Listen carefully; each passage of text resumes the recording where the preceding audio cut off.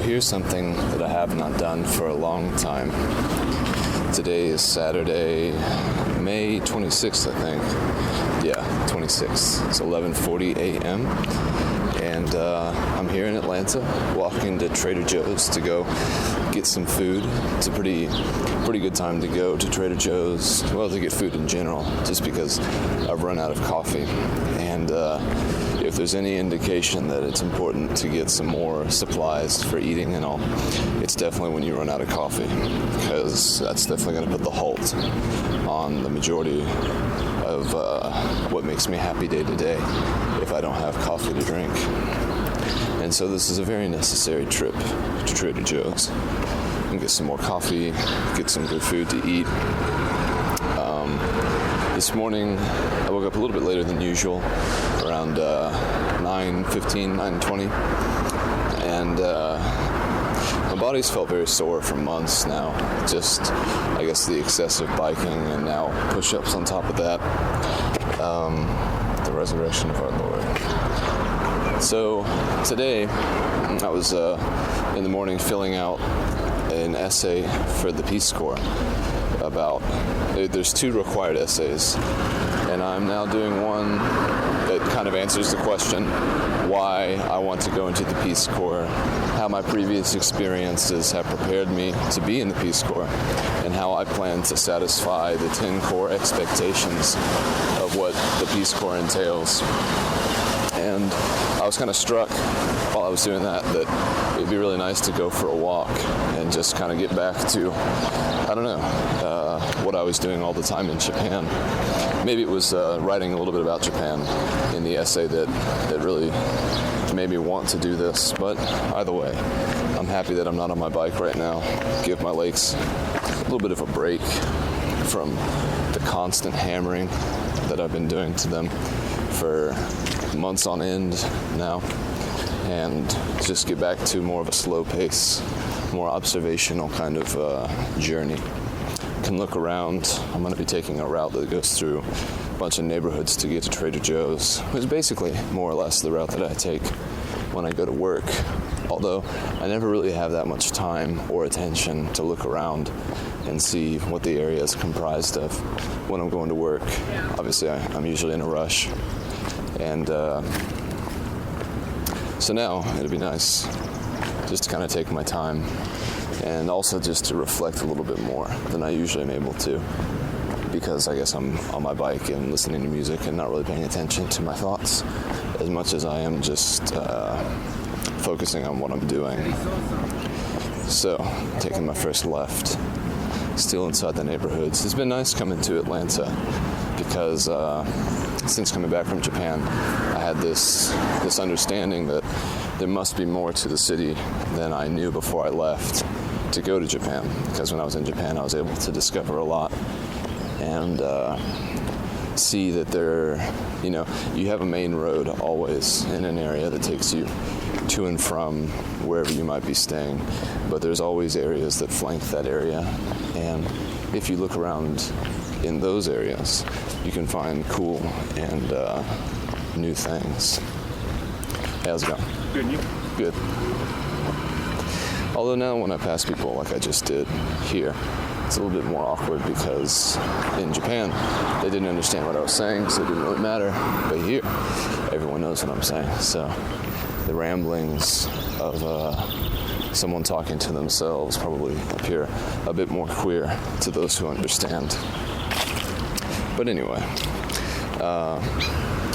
while I was writing my essay, I read an entry in the intellectual devotional book that my mom got me. And it was really cool.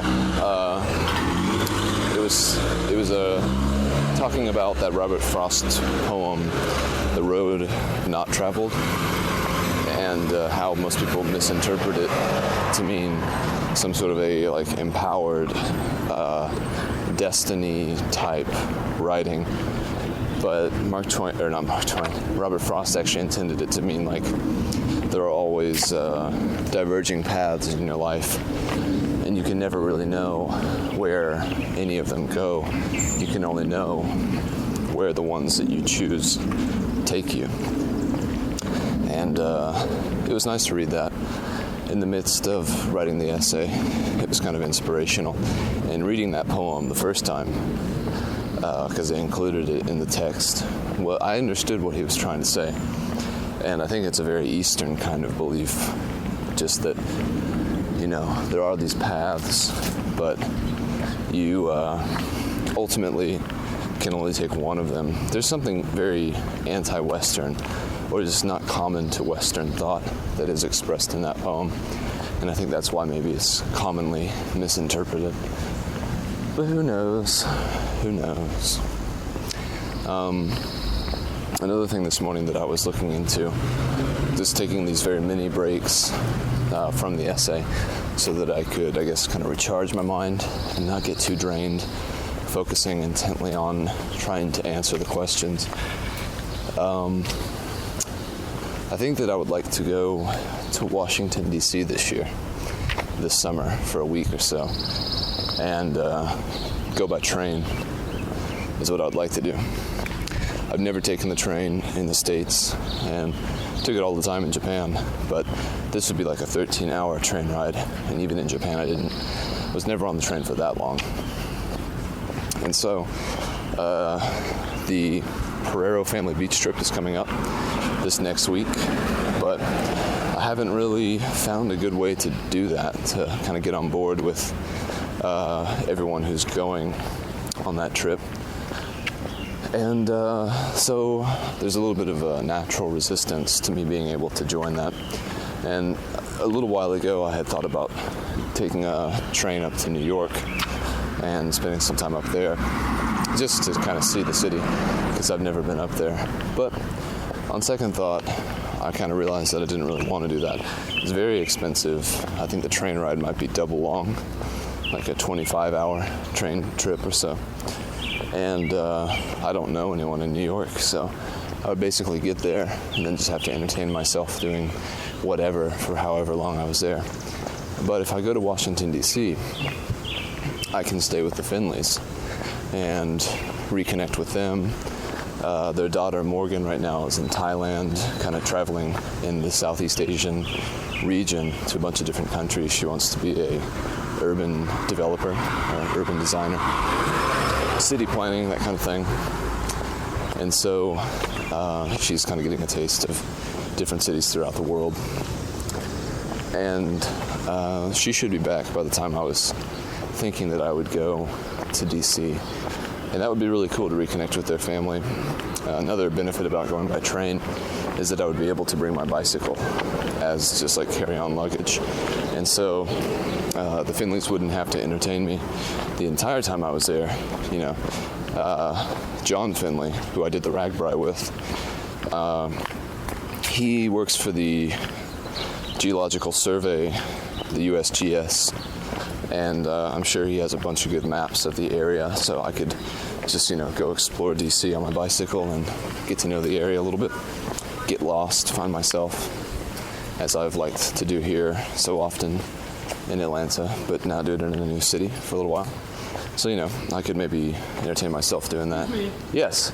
Do you know where a store called Detox is? Detox? No, I do not. No. Yeah, do you know what it's around, or? No, it's supposed to be on 6, but I think Google has sent us in the wrong direction. There's sort of a cluster of stores over on Argonne and 6th. I guess maybe, I don't know where Argonne is. And 6th? Yeah. Argonne's right there, right? Yeah, I think so. There's like there's a laundromat, and then there's a few other stores there. Is that where J-Tax is? I'm not sure if that's where it is necessarily, but I know that that's where Your left? I believe so. Yeah. Oh, right. Is that Diaz Grocery? Or what it used to be? I'm not sure. Yeah, just a guess. It's in the middle of the street. Scout Raptors. Good luck. Scout Raptors. All right. That's definitely something I was used to doing in Japan, asking for directions like that. Although there's definitely a little bit more polite protocol in Japan. Choto ugagaimasu ka? Choto shitsure desu kedo. You have to sort of introduce that you're being rude, and not just asking a question immediately. But hey, that's America.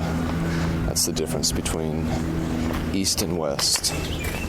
Individualism versus collectivism. So anyway, going to DC I think would be a lot of fun. You could go to museums, explore the Capitol. Just, I remember going there a couple years ago, and there's definitely a lot to see, and now I have all these means of recording the experience with audio and picture and video, all those things, and I think it would be a really good trip, even just thinking about it now. I'm getting really excited about the idea. And so we'll have to see how that works out. If I'm able to get in touch with the Finleys and they want me to come down, then the only thing I'd really have to pay for probably would be, travel there, and then anything else that I wanted to do around the area while I was there. So it'd be a pretty inexpensive trip, probably $500 or so. It's $370 just to get there, and to go back round trip $370. And I would definitely want to go to some museums and things like that, but I can't imagine that I would spend more than $300 once I actually got there. I don't really want to buy souvenirs for people. This would be a trip for me. So that's something to really look into as June approaches and summer really starts after May passes. It should be soon. Right now my parents are in Tallahassee with my grandma, who continues to definitely decline. And they've been sending me a lot of emails and stuff, a lot of pictures of her, and telling me just everything that she's been doing. And I've said already that I want to speak at her funeral, which is kind of weird. We've been talking about her passing away for so long now, and now that it's close, it's all the stranger, I feel. But I want to speak at her funeral, and I've been thinking about what I would say, and been kind of starting to organize my thoughts when I bike. Sometimes I'll just start to give an impromptu speech. And I definitely want it to be a mostly positive speech. I know that I want to introduce it by saying that I'm here to insert some light or dispel some darkness, something like that. Because my perspective is going to be definitely a unique one while I'm there, not one that's probably shared by most people. So, been thinking about that. The celebration of life, my aim is to lead a good life. This isn't, everyone is not gathered here today to mourn a loss, but to celebrate and acknowledge just what was done. It's good work. It's kind of like a ship, sailing out of harbor. Eventually you have to come back. The journey has to end, because only in its ending can you really recognize its profundity and its quality and everything. Let's see, across the street. Today's Saturday, so there's lots of people out to disturb my flow. But I also would like to end it with a verse from the Tao Te Ching, but I have yet to find a suitable verse, and I have really yet to look. So that'll be something that I keep in the back of my mind for now and continue to push forward. It's weird because my family has been sort of predicting Mame's passing for a long time now. And if you were to have taken them at their word, Mame would have probably died about 10 times now already. And so I know that there's no way that she could recover. There is no recovery at this point. It really is only a matter of time. You know, for an 86-year-old to recover from inoperable forms of cancer and just the ravages of old age itself would be something that just is not very likely, if possible at all. So, at this point, everyone's just trying to spend time with her, to be with her, and to make her feel comfortable and loved and everything, which is good. I think that's probably the best it could be. I think, you know, as far as death goes, no one really wants to die if they're a healthy individual. But if you had a choice of how to die, I would think that the way Mame is going is one of the best ways that anyone could be lucky enough to have it happen. Just surrounded by love and family, and just, you know, not having it be sudden or not being alone. It's a good way to go. And that's definitely another point I'm going to stress when I speak at her funeral. Just that, you know, the vast majority of people who have lived and died on Earth have not been lucky enough to do so in the way that she has. For her, it's been such a gentle decline, you know. It's not going out with a bang. It's soft. It's pure. It's white. It's without pain, as far as I can tell. And it's just, I don't know. It's so counter.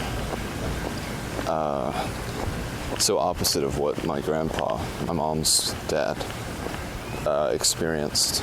He went out, and it was so obvious that he was miserable and in pain, and it was a long, protracted battle with cancer that he had, and very emotional for everyone. And the distance, I know my mom had to have felt pretty rough for her. You know, we lived in Florida, Orlando at the time, when my grandpa was really, really sick and starting to pass away. And he lived in Indiana. So just to get there by car was about 8 hours or so. Maybe even more, I don't really remember. Maybe it was 12. And so it wasn't easy, like it is with Mame now. To go to Tallahassee, you can get there in 4 hours, which is just on the brink of being too long. You know, 4 hours isn't that bad to sit in a car if you're traveling somewhere, if your destination is actually achieved in those 4 hours. But 12 hours is really rough. You know, you have to devote some serious time to that if you're planning on going. So that's good for Mame. And I think it's kind of reawoken a lot of feelings in my mom when she was dealing with her father passing and everything, and the difficulty that I'm sure that was for her. I was too young and insensitive, really, to fully understand what that must have been like for her. Definitely unaware of her emotions. I think at that time in my life, I probably was about 7 or so, and I really hadn't realized that parents are actually human beings yet. You know, it's kind of separated that authoritarian figure, like imagery from the actual person, to realize that just like me, they experience pain and sadness and all those things. And I think that that's normal for a child not to feel that separation, or perhaps that similarity with their parents until they're older, until they realize that they're people. But I don't know. My mom probably didn't deal with it the best way she could have, because I don't think she was necessarily surrounded by people who understood how she felt and what she was going through.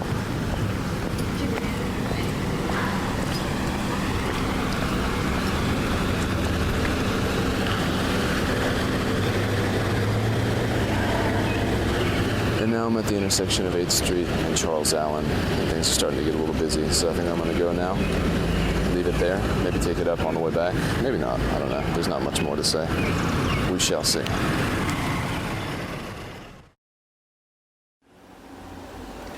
This first clip takes place on June 1st, my dad's birthday, and it's sort of a combination story between my mom and my dad. And my mom is one of the few clips I've actually gotten of her where she's not been silent as soon as she sees the recorder. But in this little clip, she talks about what first got her interested in cooking. And she also talks about this sweet little limerick that her dad wrote about her. And so it's a cool little peering into her past.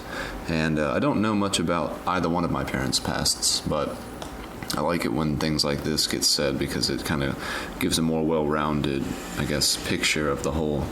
And then the end of this clip, my dad is speaking about some letters he found while he was at my grandmother's house, Mame. And I've talked about Mame before. Her health is seriously declining, and we've all been trying to spend a lot of time with her. A lot of the old episodes that have preceded this one have focused on, I guess, encapsulating and sort of honoring her life and everything. And so my dad finishes out this clip by talking about some letters that he found from my grandfather to my grandmother. And I think these were written during World War II, if I'm not mistaken. And it's just very interesting to hear about just these little historic notes. This night was my dad's birthday, and still, I guess, a lot of conversation was going on that wasn't necessarily revolving around the thing that had brought us all together. And this clip also features, I guess, the Myers, a family who we knew back in Orlando, Florida, 12 years ago when we used to live there. And they recently moved to Lilburn and have sort of reignited our friendship since then. Dad's about to cry. But please have some more, because there is more food out there. But Is there still more food out there? There's Yes, still. and a $350,000 kitchen helps too. So that helps with the preparation. When are you going to get that? $350,000 kitchen. Really? But I think growing up on a farm too, and having a garden, and we would have in the summertime, Do you have enough food? we'd have young guys come and help bale hay, and so my mom, The shirt's well, friends of Lee's. Y'all go on Just cruises friends or on anything? Lee's. And we would make a big dinner for them, and that was like a big deal, is making food for the hay hands, is what we call them. Hay hands, H-A-N-D-S. Figured. They would come and, anyway. Grandma Aggie participated in this? She cooked? What would she make? Jello. No, I mean, Big yellow now. she would make a big, I don't know, like a roast or chicken or Duck. steak or something. Duck. Was she a good cook? She was an okay cook. She cooked in quantity and not Quality. so much the detail of it. That's what most people do. I feel like. So where did you really get your burning passion for cooking? Yeah, how did you get this She wanted to impress David. specialty? Look what she caught. That's a lunker. Oh, yeah. Mexican fish. Surprise fish. Oh, a lunker? Yeah. Doesn't sound like it. Sounds like a Lunkhead. bad car. I got a lunker, a clunker. No, that's like, it's it. Oh, okay. It's a... I don't know. When? Sounds I mean, I guess When did that's, you- that's my gift. could be your It is gift. your When is she what, dear? You've been cooking your whole life then? I would say hospitality is your gift. Probably since I was, since I helped Grandma when I was like 4 or 5 years old, yeah. Tell did you them, cook tell for them Dad? the limerick, honey, that your dad said, because you would cook. And she'd cook and she'd stand on a stool or not? Well, that wasn't a limerick. That he just called me the bow-legged pie maker because I used to. I thought you had one leg Sorry. up. That's because I would put, you know how sometimes the Birds? birds stand with their one leg, and he called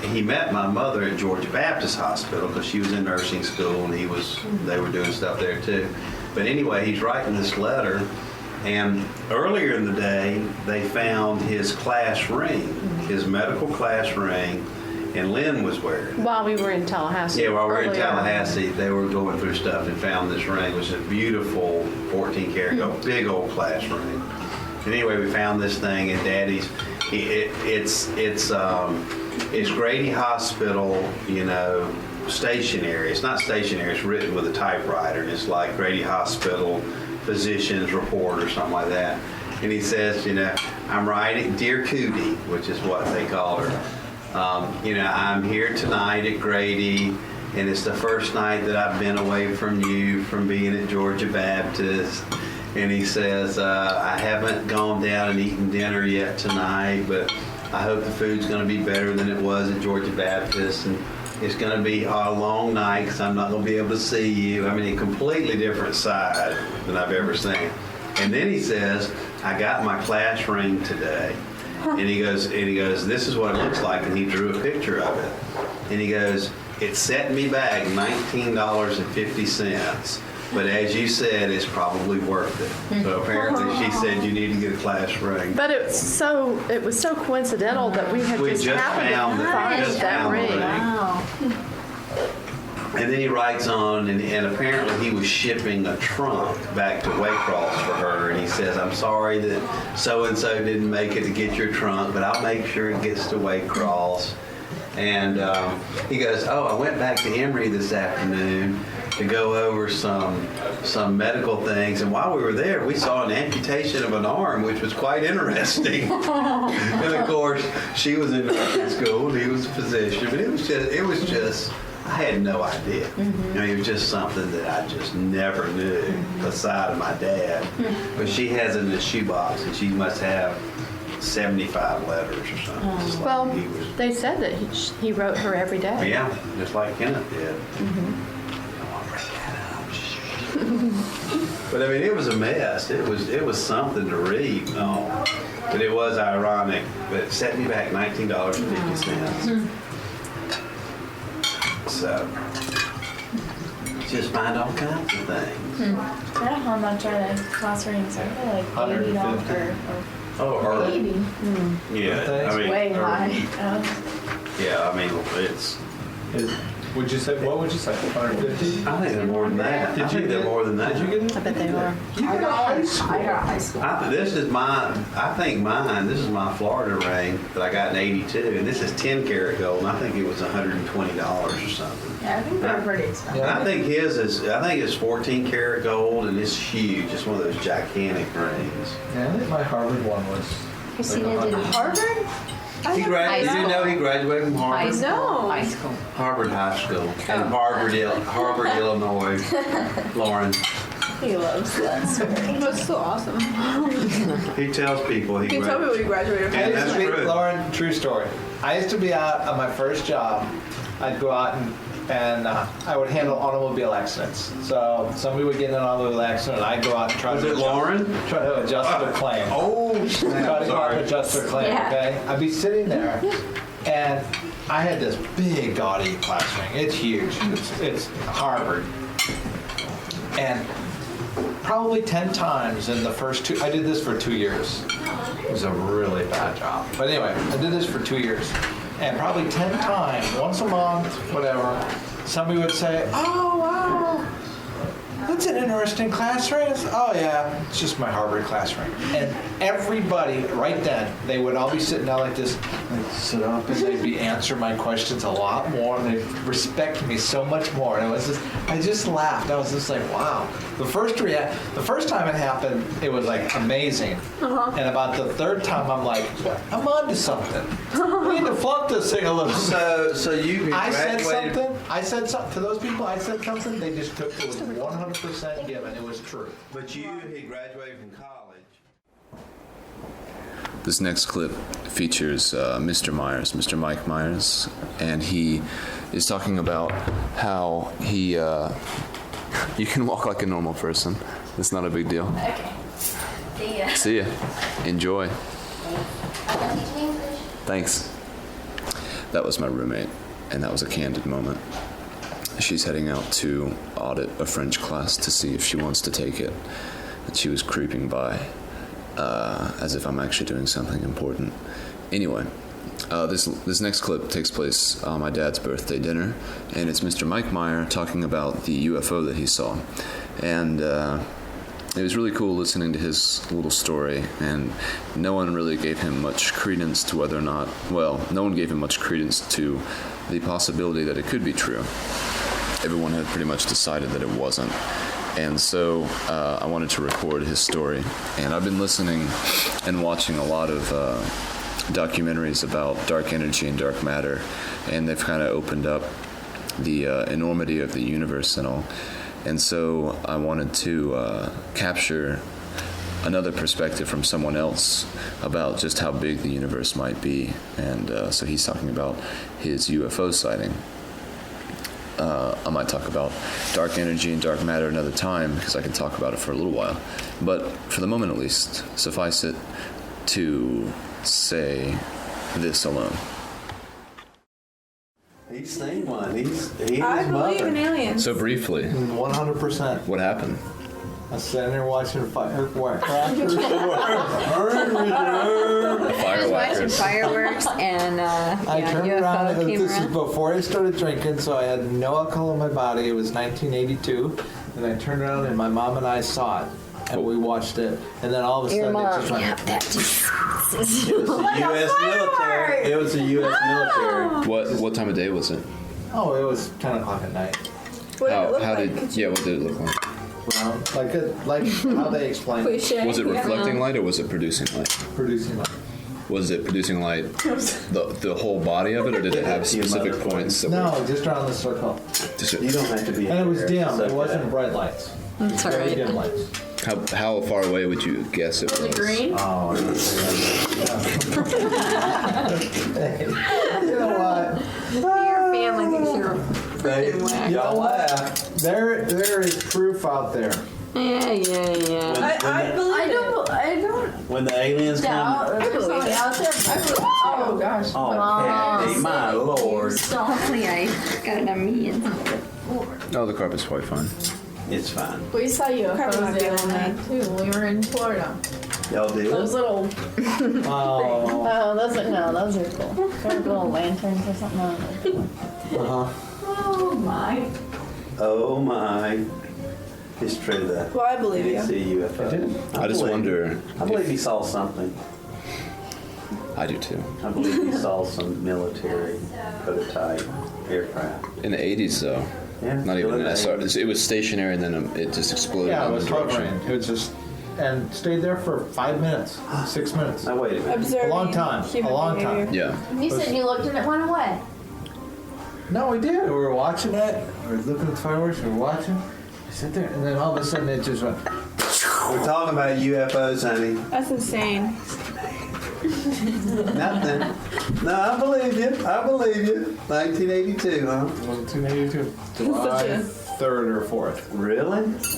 4th of July. Well, we were watching the fireworks. I think it was probably the 4th, but I don't really. I wonder where they may have come from. It's Space, interesting. Kenneth. Yeah. Probably Mars. But there's a big difference between a galaxy that's 13 billion light years away and one that's 500 million light years away. The amount of technology that these Yeah, civilization the would have to. difference is like People are minuscule. smart. No, it's I'm huge. just kidding. I believe you. How cold I know. is it? They're It's very nice. Let's all go over They're there. Full Come on. air Where space Kathy and get goes. there. So you're saying they could have Like a just came wormhole? from another Let's galaxy? go All I'm outside. saying, You want some more wine it now? would say a Okay. lot about their technology depending on how far away. I started talking about UFOs. I need some more wine. Because light can only travel so fast. They'd have to travel faster than light, or they would die in the journey. And so, If they were humans. no, but even still, if they're organic creatures and any type of, if they Maybe live that's on why they any, left so fast, because they realized that they were dying. they're like, In our, How to get back. it was a in our 6 minute, stratosphere. a 6 minute vacation on Earth. Yeah. They were I'm like, saying- oh crap, they don't have. You have to, in order 100%. to travel the expanse of the universe, you'd have to be able to go faster than the speed of light. All I'm saying is that you're wrong, and Jesus said that there were no aliens. Jesus said there were no aliens? You need to reread So, I mean, Revelation. that's Reread Revelation. Yeah, but that's not metaphor. It's connected. No, he says, and then the aliens, he says alien, came down from Marium, which we now understand to be Greek for Mars, and they infested La Casa, which Mr. Meyer means... really thought that Jesus said that. Oh, probably not. Oh, okay. I thought he said it seriously. Really? Oh, like thinks you're stupid now? This clip is another classic Josh and Kenneth coffee session that took place on Sunday, June 3rd, I believe. And we just met for our usual little coffee session. It was very enjoyable. We talked for a long time, and not all of it is publishable. So I have gone through and stricken things from the record and kept the important things that sort of notate and document this current point in history. Because he's just started a new job at Pineapple House, and I'm still doing more or less the same things I was doing. But it's nice just to have some sort of not a footnote, but some sort of a benchmark in history to see how things are changing, how they're progressing, what direction they're going in, etc. I've been mostly working. Yeah. What have you been doing when you're not working? Still biking a lot. I haven't noticed too many monologues, I feel like. Molt-wise. Huh? Molt-wise? Well, monologues. Oh, I thought you said monologues. I still do it every day, but I can't get the mileage that I was getting before. Just not feeling it. Yeah, I think I'm a different season is coming. Yeah. I still get about 190 miles or so a week. Yeah. So I'll have 3 good days of riding, but it all depends on what days I'm off. Right on. I'm actually supposed to be meeting with Brittany today for the exchange of things. Oh, Lord. Yeah. Good work there. Yeah. Interesting. She signed her lease Thursday, I think. Moved in. I don't know if she moved in yet, but she probably did. I would. No point in signing a lease if you're going to wait. Damn right. I had to do that, though. The ultimate hypocrite. Sucked. Came up there on the weekends. Yeah, so work is good. Yeah, I want to hear about it. Yeah, man. I came in Tuesday. We didn't really do much. Well, first of all, I didn't end up working on Monday. Yeah. I came in on Tuesday and just like received a few orders. Didn't really do very much. Met Brian. Yeah. Do you like him? Yeah, I like Brian a lot, dude. He's cool as fuck. I feel like he and I have a lot in common. It's ridiculous. Yeah. So I really enjoy working with him. That's good. And then the next day we figured out we had to go to Florida on Tuesday, so we went and made preparations around the truck and got all the stuff ready to pack up early the next day. And then we got up there 6 o'clock in the morning, loaded up the truck and left, and drove 10 hours to Florida. Stayed at Best Western, which was awesome. Then woke up 6 the next day, went and loaded up the truck. And drove back. I got back 9:30 that night. Dang. Yeah. Then I got back. It was a busy week. Then I had to be back at work the next day at 7 so we could unload everything that we had loaded up and then go get that truck back by 10. And so we did that. And then just cleaned up, and he had to put all the receipts in the computer, write all the shit down, all the paperwork, bureaucracy. What did you do during that time? I cleaned up and put up all the totes and swept all the area and organized all the stuff that we had unloaded and unpacked all the lamps and put up all the bubble wrap and shit. So how much did you get paid to go to Florida? Do you get paid for every hour? No, we logged. We got paid for the whole drive. So it's 20 hours of driving plus about 4 or 5 hours of packing. So maybe even a little less. And so that's 24, 25 hours in 2 days. And then the very next day to be there at 7, it was a 10-hour day. Did you do the install that day? Or No, that was the reason it was such a long day is we had to. I was organizing all that stuff, and then by about lunch, Steven got back, and we had a little group meeting to just discuss like the coming month. Yeah. And it was basically just like all the girls and Steven like just like talking about like you can just tell they like to talk about it. Yeah. Like have all the details flowing through their head. Really. Right. But it was like none of it. It could have been like Right. you know, but it was cool. So figured out like the next month is gonna be fucking crazy. Really be busy as shit. But it's very good. I like it. Like and then like what we did right after that was we went up to this how they're doing an installment on NFL Players House. Yeah. We went up to that dude's house and like had to take off like every painting and print from the wall and like bring it down to this room and like take down all the drapes and bring them down to this room. Yeah. And that was really tough. Like, I mean, it was hard work. Yeah, I'm still sore from that. But that house, dude, Unbelievable. dude, it was a fucking cribs mansion. Like, I couldn't believe it. Of the first room we were in, I thought we were in the master bedroom, and then this little 7-year-old girl or something like comes running like, it was her room. Like, and it had, like her room was probably the size of my Chester house, and then she had a master bathroom that was probably half the size of the Chester house. Wow. It was insane. What part of Atlanta? It's like shit. I wish I could remember. So far? It's like 45 minutes out. Okay. It's like just some like Real Housewives area or something. I wish I could remember the exact area.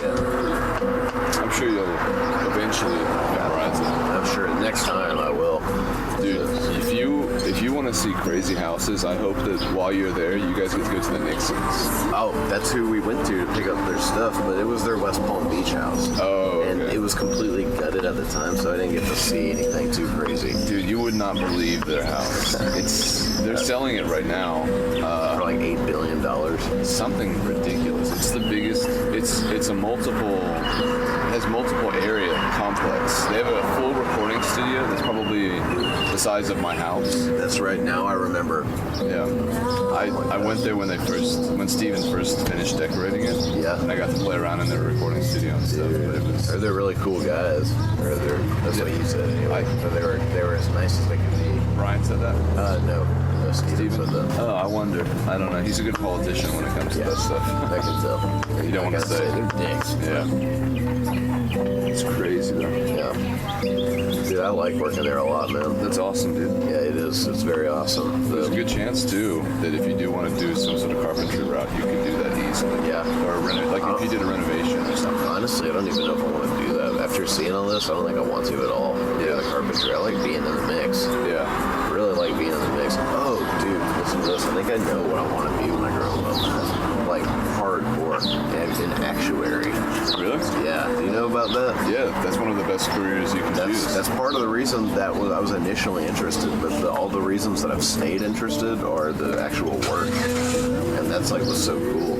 You like numbers a lot. I like numbers and I like math, and it's like I don't know, it's just like it's important work.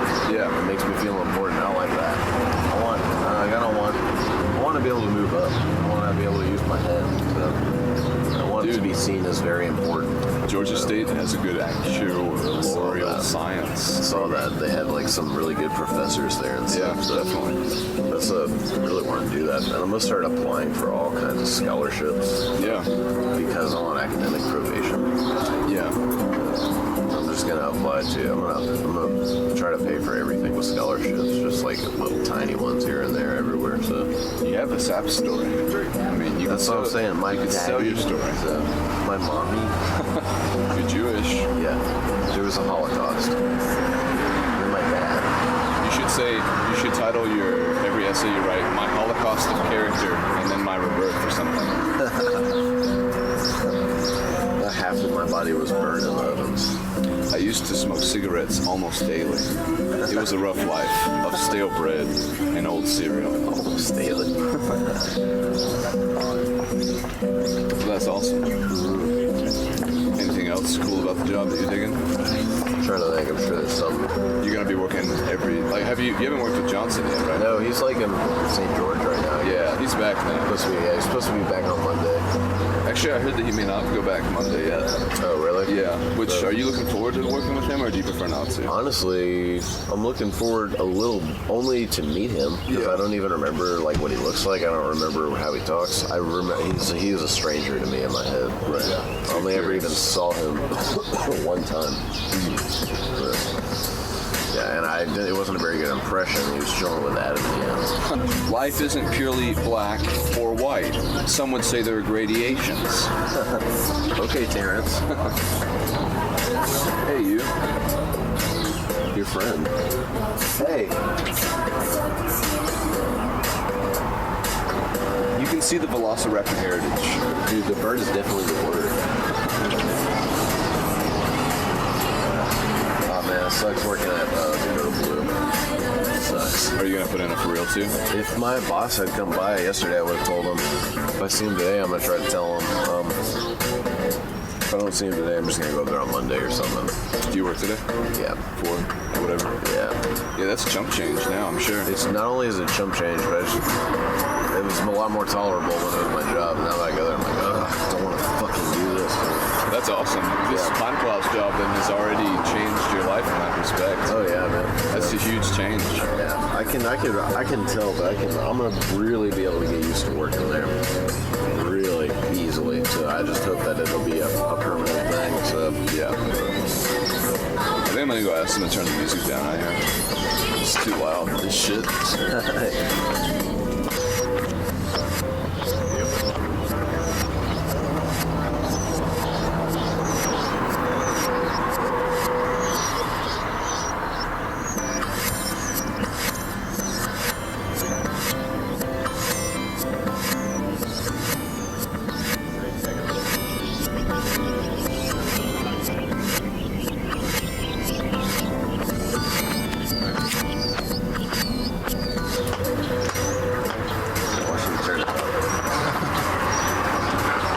Seems better. It's a bit better, I think. It's hard to tell, actually. Just wait, don't notice. It's not making me feel like I'm straining to hear you anymore, so. Yeah. Even if they didn't do anything, the placebo effect works. Yeah. Cheers to that. There it is. They did it. I heard it.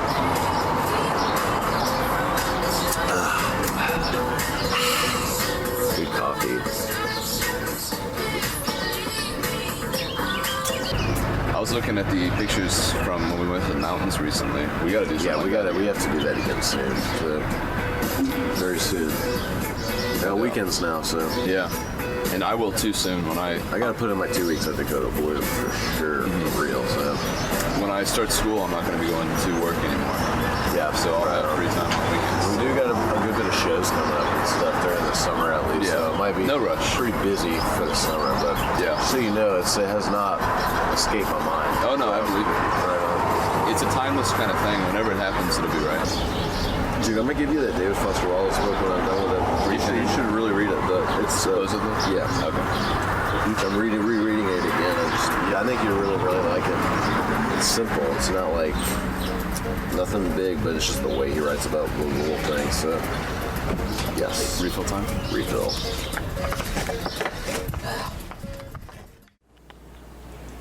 This last clip is the last clip that I recorded while Josh and I had coffee.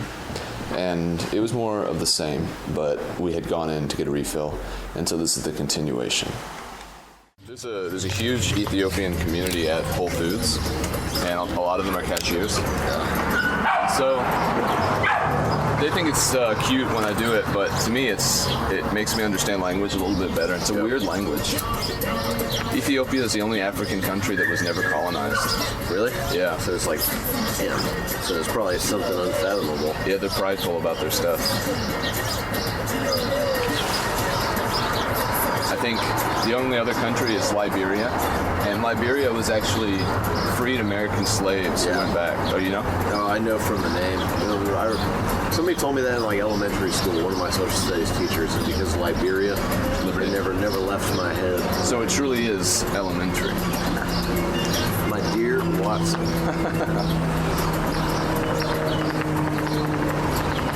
I I've been watching a lot of shows about the universe recently. Yeah. Trying to figure out dark matter and dark energy. It's a very weird proposition in astrophysics right now that I don't think is correct. I think that it's so pointless to be like studying, especially theory study of that shit at this point. Yeah. Well, it's interesting because, like, in Geneva, Switzerland, they have this huge facility. It's the biggest machine that man has ever CERN. Yeah, that thing is insane. The large. It's the only other icon. thing you can see in space besides the Great Wall of China. But it's actually underground. Oh, no, okay. This is not that giant electron accelerator. No, this is a different one. Okay. I think it's the one you're thinking of in the United States. It might be. I don't remember where it is. But This is like, it's 25 kilometers. It's a big circle underneath Geneva. okay. And it was first used during World War II to figure out properties of the atom. And then they updated it a couple years ago so that it was 10 times more powerful than it was previously. And basically what they do is they just smash protons together. They're gonna like open like a wormhole. That's what they're trying to do. In the middle of the Earth. It's interesting though, last night watching the show I realized exactly what they're trying to do. They're trying to figure out what happened in the first second of the Big Bang, because if they smash the atomic particles together, all this debris goes everywhere. And so theoretically, at the beginning of the Big Bang, that debris would have been the main constituent of the universe. But it's weird because they can only see it, they don't see it when it happens, they only see it when it hits the detectors. So they miss a lot of what happens immediately. So man, they'll have to develop like tons of new technology to ever see that. Huge electromagnets. They speed it up, the particles up to like 99.9999999% the speed of light. Yeah, it's crazy. Something about that research I just don't like. It just seems like it's a waste of time. It's crazy. Like missing the point entirely to study that. They haven't had much results. I'm not surprised, man. They'll like not even have no capability to like even handle those results. Yeah. Well, yeah, that's true. The more they figure out, the more they realize they don't know. Yeah, and they're just gonna open up a fucking black hole and it's gonna suck the Earth into like 20 billion. Maybe that's what happens in 2012. Maybe. That'd be cool. Terrence McKenna, he says that we invent time travel. Really? Yeah. And then we never go ahead of 2012. I don't know, because he had this thing called Time Wave Zero. He took the I Ching and he mapped it across human history. And in 2012, the graph that he produced dips into infinity, and he was trying to interpret what that meant. And he said that he thought it would be when we discovered time travel. I can still hear his voice. He had the most interesting theories on that out of anybody I've ever heard of. It was by far the most unique. Yeah, his theory of evolution, the stoned ape theory, he believes that basically consciousness arose when hunter-gatherers ate mushrooms. Really? Yeah. That seems very plausible. It's definitely plausible. I've heard this theory recently that I think I agree with in a metaphoric way, that like human brains are basically like radios, and there's a one single consciousness that we're all tapping into, like a frequency being sent out. Yeah. But we confuse it because of how narrow-sighted we are as our own That's what Carl experience. Jung says too. Yeah, that collective unconscious type thing. He's really interesting. He was like the forefather of that. Totally. They had an exhibit over in Oglethorpe at these mandalas not too long ago. Yeah. I didn't go. I remember that actually.